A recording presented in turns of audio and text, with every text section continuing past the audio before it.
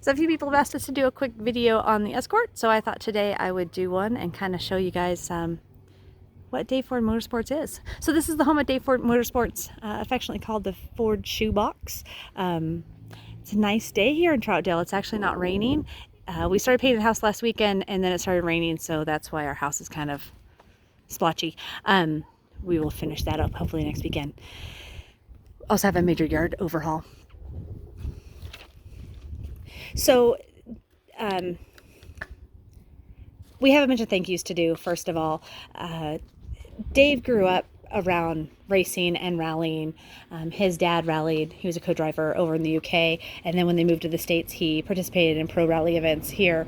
The first car Dave ever drove was a Mini. Dave Hadaway's full-blown rally Mini over in the UK, and he just fell in love with racing.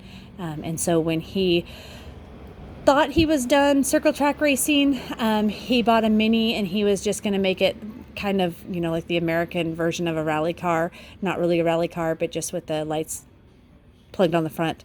But that's not true Dave fashion, so he went full blown on the Mini. It's a full FIA legal rally car. And we couldn't have done it, we learned, without tons of help from tons of people. Dave hadn't ever really worked on a Mini before, so he had lots of questions. He made some great connections and great friends. Phil Eaton and Ryan Taylor were amazing with their help, answering questions, giving advice on this car. And so a huge shout out to them. Thank you to them, as well as Dave's dad, of course, Stuart, who I blame for all of this. The Escort, thank yous for the Escort. Ian at Deviate in Somerset, UK. He's the one that did most of the metal work on the car. He built the cage. He did a bunch of rust repair. He stored the car for us during COVID when everything was shut down and we couldn't do anything. But the greatest thanks for the Escort really has to go to Ben Stapley. He is the one responsible for this car. We tease him all the time about it.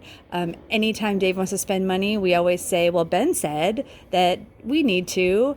And of course, that's just joking. But Ben is the one, he found the car for us, or helped us find the car. I think Dave found it and asked Ben to go look at it, and he drove like 10 hours or something to look at the car. He helped us purchase it. He went and picked the car up from the place where he bought it. He stored it for a while. Then he took it to Ian. When Ian was done with it, he took it back. He stored it until it was ready to go to shipping. He did some work on it himself because the doors didn't quite shut good enough for the shippers, and it also had to be running. And so he got the car running so that we could do roll-on, roll-off shipping, which saved us thousands of dollars, as well as he's always been encouraging. He answers questions. He's been so helpful. He's always so nice and wonderful. We couldn't have done it without him. We couldn't continue to do it without him. So a huge thank you to him and to his wife, Dee, who is like the best racer's wife ever. She is very encouraging when he was working on our car and also working on their cars. And she sends us candy every now and then. So that's phenomenal. Huge thank you to them. I don't think they have any idea how much we appreciate them. So we're building this car for ARA events here in the States, but we plan to run with whatever sanctioned bodies we can. We don't plan to travel a whole lot of distance with the car. We have time constraints and lots of other not priorities, but other commitments that we need to do with the car. So we plan to run it in Oregon, Washington, California, Idaho, Nevada, Arizona, pretty much west of the Rockies. But we'll see if we can't take some vacations and go out east and run a couple of events, because there's some good ones out there. We also will do probably some hill climbs and different things like that, like we do with the Mini, just to go out there and have fun. We're just out there literally having fun. We're not out there running for points or championships or anything, which kind of frees us up to just kind of have more fun with it and do whatever. So the car is currently, we figure, about 90% rust free. The whole front clip is new. It was pretty rusty when Ian went in there and started, working on it for putting the cage in. So he did all that rust repair, did a phenomenal job. So the whole front clip is new. We also have a slightly bigger tunnel put in. That is so that we can upgrade the gearbox later if we need to. And then we also, for the exhaust tunnel, to keep the exhaust neat and tidy.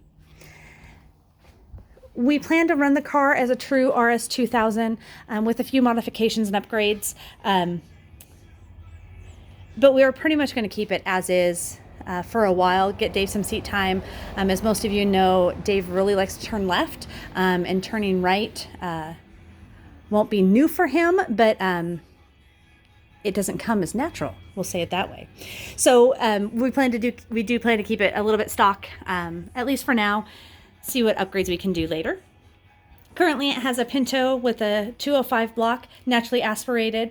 It has custom headers from Ian and stainless steel exhaust. It has an old school rocket box with straight cut gears.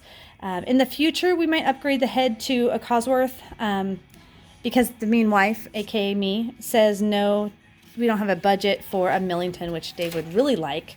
Maybe if we win the lottery, he can get his Millington.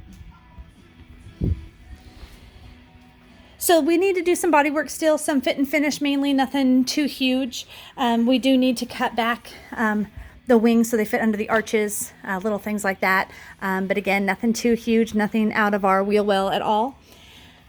We're running the WRC Group 4 front end setup. We would like to do a shock upgrade eventually, but the shocks are about $3,000 a quarter, so maybe Santa will be nice and bring them, but it kind of depends on everything else.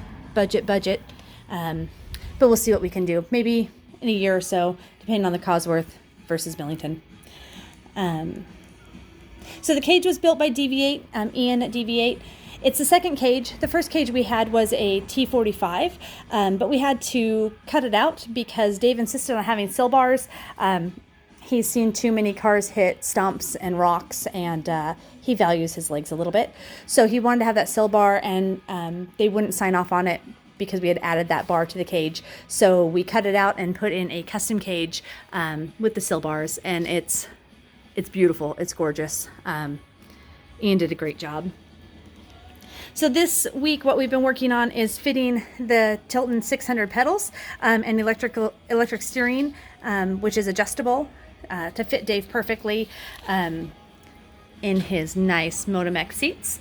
And then we need to add the tabs and the mounting for the WRC controls with the display. We also have a new hydraulic brake on its way. Place a nice big order this week. Be exciting to get that. We're running on 13-inch wheels. We have a new Pyrotech fuel cell from Pyrotech in Bend, Oregon. So that will be a nice upgrade for the fuel cell there.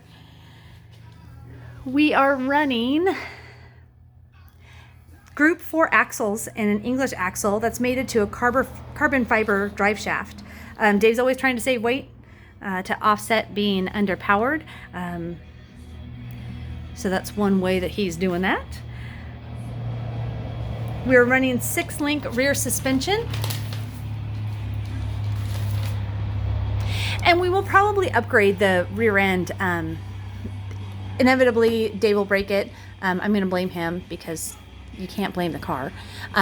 So when we do that, we'll upgrade to a 9-inch. But until then, we'll run what we have. We also have a new heated windscreen and polycarbonate side and rear windows for the car to lighten up, because weight is everything when it comes to racing. So I think that's about it. If you guys have any questions, if you want to see anything in particular, just holler, let us know about either the Escort or the Mini.